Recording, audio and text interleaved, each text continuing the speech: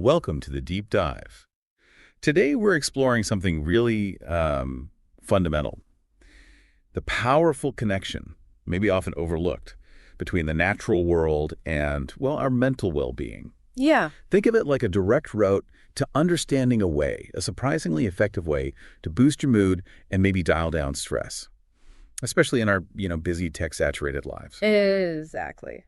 And for this deep dive, we've really gone through quite a range of sources, podcasts, conversations, articles, all pointing to this compelling truth. Which is? That spending time in nature isn't just like a nice thing to do, it's actually a potent tool backed by science for improving how we think and feel. Right. So our mission today is pretty straightforward then, to pull out the key insights. Yeah, exactly. How nature can cut stress, lift your spirits, maybe sharpen your focus, and just support overall mental health. And importantly, give you some practical ways, easy ways, to actually bring more nature into your everyday routine. Definitely. Okay, so let's unpack this.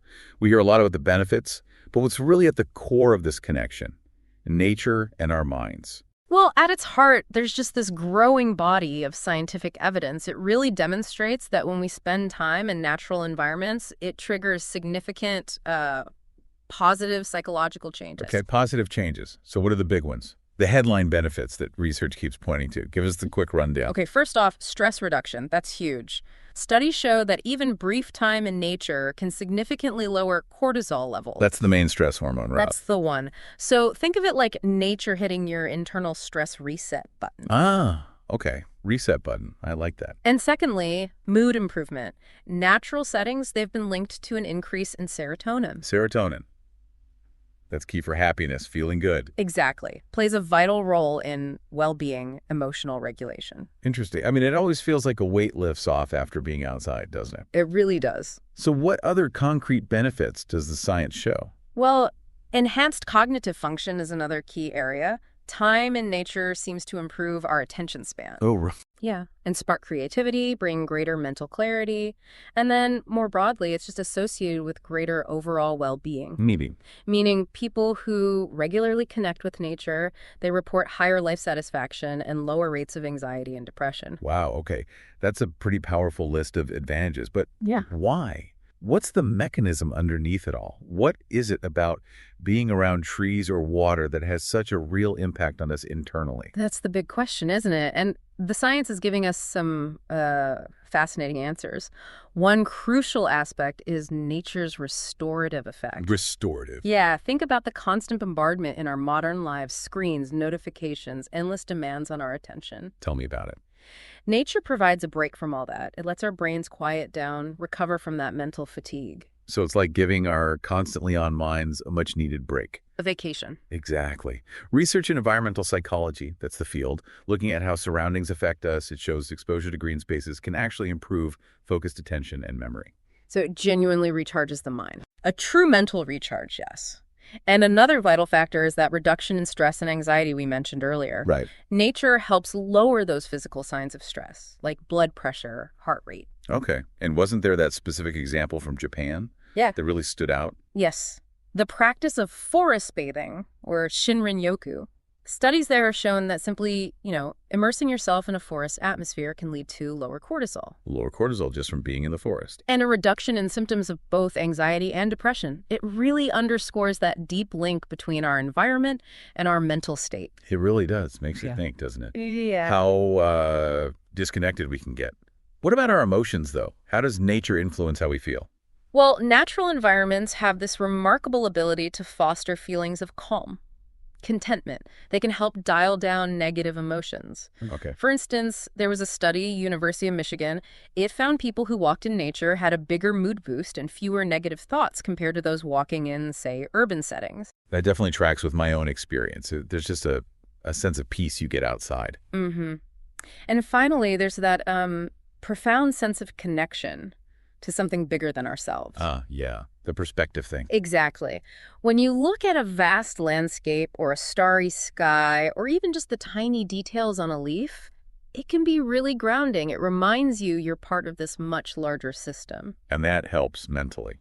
Research suggests this feeling of connectedness fosters a sense of belonging, peace, which is incredibly supportive for mental health. Okay. The why is definitely compelling. But, for those of us with packed schedules, the idea of long hikes or retreats, it can feel a bit unrealistic. That's a critical point. So what are some practical, bite-sized ways we can actually weave nature into daily life, even small doses? Absolutely. And you really don't need huge chunks of time. Small amounts can give you significant benefits. A simple walk in a local park, excellent starting point. Doesn't have to be a huge trek. Nope. Doesn't need to be a marathon. Even 15 minutes can offer a valuable mental reset. Making it a daily habit, even just a quick loop nearby, can make a real difference over time. That sounds achievable. What about bringing nature inside to our homes or workspaces? Definitely. Creating a nature-inspired indoor space can be surprisingly effective. Think about adding plants, flowers, maybe natural materials like stones or wood. Does it actually work? Research shows indoor plants can lower stress levels, boost happiness. And if you're new to it, try low-maintenance things like succulents or pothos. They're pretty forgiving. Good tip. I've definitely felt better since getting a few plants for my desk.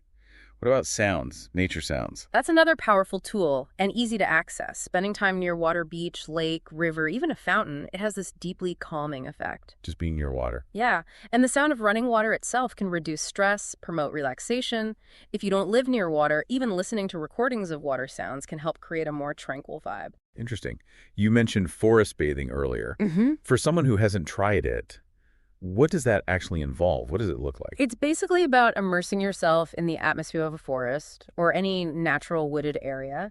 The key is being present. Present. Yeah, engaging all your senses, really notice what you see, hear, smell, touch, and try to do it without the usual distractions, phone off, maybe not even talking. So less about doing something specific, more about just being there. Exactly. It's about allowing yourself to connect with it rather than having a goal. Got it. What about mixing physical activity with nature? Double benefit. That's a fantastic way to amplify the good stuff. Engaging in outdoor activities, hiking, cycling, even doing yoga in a park boosts both body and mind. How so? Well, physical activity releases endorphins, right? Mood enhancers. And being in nature at the same time just enhances those positive effects. Find something you enjoy outdoors and try to make it regular. Those are all really practical, encouraging ideas. Any other simple ways, little things we could do? Yes, absolutely. Even just spending time in natural light. Sunlight helps with vitamin D, regulates our circadian rhythms, or, our sleep-wake cycles. Which are crucial for mood. Exactly. You could also try listening to natural sounds, birdsong, rustling leaves. There are lots of apps for that now. And finally, just practicing mindfulness outdoors. Just really tuning into the sensory details around you, the feel of the breeze, the smell of the grass. It can be incredibly grounding in the moment. It's clear there are lots of options, even if you live in a city. Yeah. But what about people who genuinely face barriers, limited access, mobility issues? That's a really valid and important point. For those in urban settings or with mobility challenges, there are still things you can do. Visiting local botanical gardens, maybe community green spaces. Okay. Bringing nature indoors, as we said, plants, natural decor. That's effective. And while it's not quite the same, using virtual nature experiences. Like videos or soundscapes. Yeah, immersive videos, calming nature sounds, they can offer some temporary relief, some of the benefits. The main takeaway is that even small, intentional steps can still have meaningful positive effects. Don't let perfect be the enemy of good. Right. So this isn't just about a quick fix then. It sounds more like building a sustainable long-term approach to looking after our mental well-being. Precisely. Consistently incorporating nature, it creates this compounding effect. The more regularly you do it, the greater the positive impact over time. It keeps paying dividends. Yes, and nature serves as this constant invitation, doesn't it? To slow down, be present, reconnect with what really matters. Making it a regular part of your routine is truly an investment in both mind and body health. And it's interesting, too, how getting into nature can also build community connections. That's a really significant point. Many opportunities to engage with nature also involve other people, right? Hiking clubs, community gardening, volunteering for environmental stuff. Yeah.